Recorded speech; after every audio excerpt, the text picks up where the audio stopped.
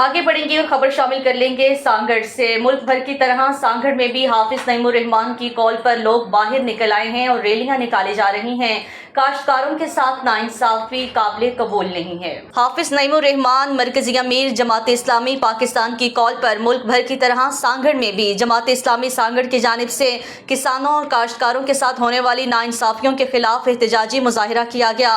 मुकर्रिरीन का कहना था कि मुल्क में गंदम वाफर मिकदार में मंगवा ली गई है और मुल्क में जरूरत से ज्यादा गंदम मौजूद है और सरकारी तौर पर गंदम की खरीदारी न होने की वजह से किसान परेशान है। बारदाना मनपसंद अफराद को दिया जा रहा है।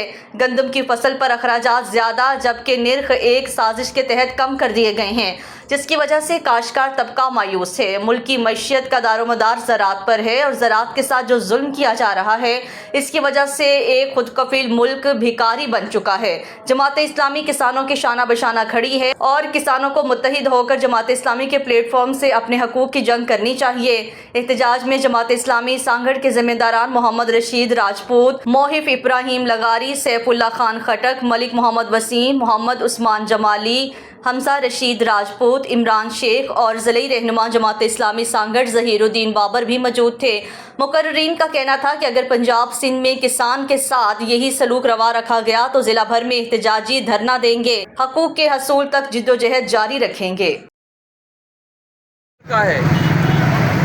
पाकिस्तान पंहिंजे पाण खे ज़राअत जे अंदरि मञरायो बि आहे ऐं दुनिया लेवल ते ज़राअत जे अंदरि पाकिस्तान जो नालो बि आहे ऐं पाकिस्तान जे अंदरि जेकॾहिं ज़राअत न हुजे पाकिस्तान जी पूरी मैशत पोइते आहे।